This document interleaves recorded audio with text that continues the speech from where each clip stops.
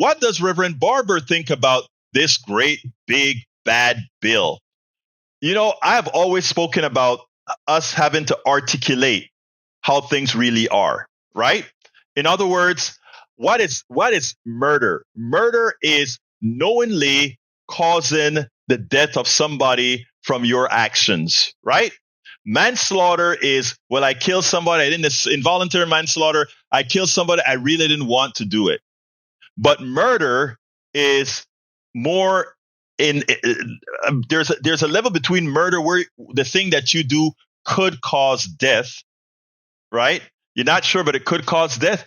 And I think we ought to use this more on our Republican politicians and neoliberal politicians who don't really care whether their actions cause the death of people or not. And today I was very happy to see Reverend Barber go there, a man that I've interviewed several times and have the utmost respect for, and he went there. Check this out. Joining us now, Reverend Dr. William J. Barber. He's co-chair of the Poor People's Campaign and the leader of the Repairers of the Breach, the group that organizes the Moral Monday protests. Reverend Doctor, thank you for joining us. I wonder if you can talk to us more about the stories that you've heard from people who are coming out, braving heat in a lot of these cases at these protests to just try to get lawmakers to understand what the impact is going to be for them, an impact that isn't Republican or Democrat, it's just on people. It's just life. I mean, these people, we've been screaming since Ash Wednesday and saying to the faith community, we should have been out long earlier than this, because Elena was literally risking her life yesterday. She didn't know she would have an aneurysm. His son is a quadriplegic. And there are thousands of people like that that have testified. Millions of people tuned in yesterday. Almost 1,000 people joined us. We had 51 caskets because 51,000 people, according to studies at Yale and Penn, will die in the first year of this bill because it is a policy murder and policy violence. This bill is morally indefensible. It cuts more than 16 million people from healthcare unnecessarily just to give money to the greedy and the wealthy who don't need it. This is a damnable, destructive, ugly, deadly, violent bill.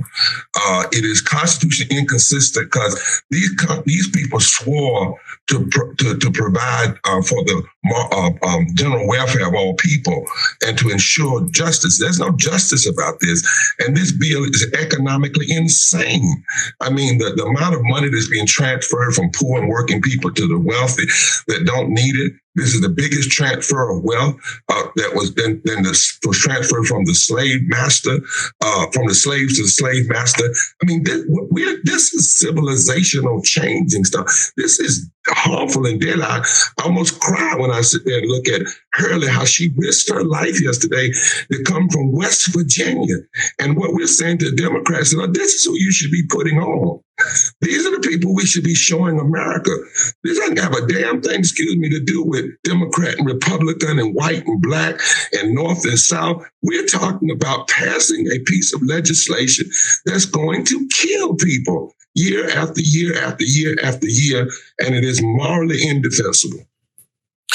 You know, Reverend Barber, I think there are a lot of, Simone, how are you? There are a lot of people out there who, because they are close to the issue, whether we're talking about the healthcare piece of this, whether we're talking about the SNAP benefits. I know the coffins you all had yesterday had also numbers of how many people from each state would be affected by the loss of supplemental food assistance. I think the people closest to this issue that have been engaged, that anybody has told them about it, they are rightfully riled up and upset about this. They cannot believe that their elected officials would do this. But there are also so many people out there that could potentially be affected, that will be affected by this bill when it goes through, devastating effects that have no idea.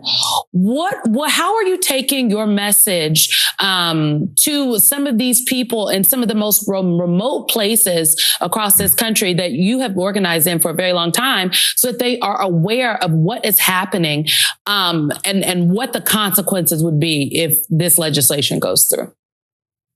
Well, you're right, Simone. And we've been cross-posting everywhere. We've got people in 42 different states. We've done over 200 hours of calling, letting impacted people do the calling. And you're right. You're talking about millions of people losing their food stamps, their SNAP. At the time, we got these high grocery big prices. And you're talking about all of this being done for the love of money, which is evil. And that's why our movement is focused on poor and low-wage people. You know, the most powerful potential voting bloc in the country, if we can mobilize. But what we've said to many of our politicians, and we're glad you all are doing this, MSNBC, is too often the politicians are talking and not making the stage for the impacted people. Right now, I would say to politicians, you need to get all these impacted people to Capitol Hill. You need to get them in the galleries. You need to do everything you can to put a face on this, because most Americans don't agree with this, but the more they see it, and then on top of that, when they know this bill passes, your rural hospital closes. So you might be 25 miles from a hospital now. This bill passes, you might be 200 miles from a hospital. That means that you are outside of what's called the 1 hour golden hour. If you have a heart attack, you have an hour. You could die just because your hospital moved. And we saw that in North Carolina when North Carolina for years refused to expand Medicaid. Hospital after hospital was closed. Simone, I met a lady who died in a parking lot waiting on a helicopter because the hospital had been moved from right around the corner from where she lived. And she was white, a former Republican, but her husband and her were angry at Trump and the Republicans and changed their tune before she died. But she suffered the consequence. This bill, and I say it clearly, we know policy murder. That's what this is. Yeah, so I mean, Dr. Barber is absolutely right. And I want, for those of you who I just noticed some question the actual effectiveness of Reverend Barber. Let me tell you that you remember when McCain did this to prevent Obamacare from dying? Let me tell you what Barber did, because a lot of us don't understand what's happening in the background. Barber went to West Virginia. Barber went to North Carolina. Barber went to South Carolina. Barber's Moral Mondays with the movement was so powerful that it had some Republicans in many of these states scared to death. If he had not garnered the support that he got from Republican working class people, I guarantee you that Obamacare would have been dead yesterday. We spend a lot of time deconstructing the news, trying to parse it into a form that everybody can understand. We try to find those little nitpicks where it flies above the fray, etc. If you really like these videos that we do, I want to ask a big favor. Please go ahead, number one, subscribe to our channel, and number two, please join if you can. Thank you so kindly for watching. Keep watching. Please remember to share. We must populate the entire internet with our progressive message, a message that we know is what most Americans say that they want. So help us, please join.